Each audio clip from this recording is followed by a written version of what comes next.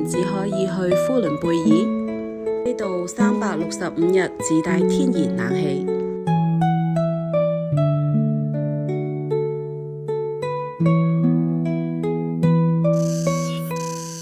玉社國家森林公園超過90%嘅森林覆蓋率，被譽為良都翡翠係一個天然嘅巨大氧吧。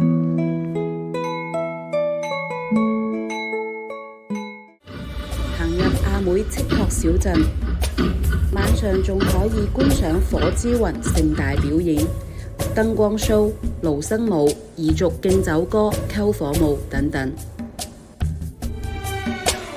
我哋入住晴隆中天自選假日酒店，推窗就見到群山嘆住19度嘅自然風入睡。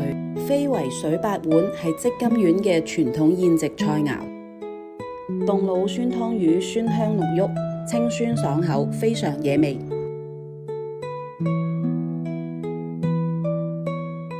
地心冰箱積金洞有中國溶洞之王岩溶博物館嘅美譽，規模宏大，洞中空間開闊，燈光映照下宛如仙境。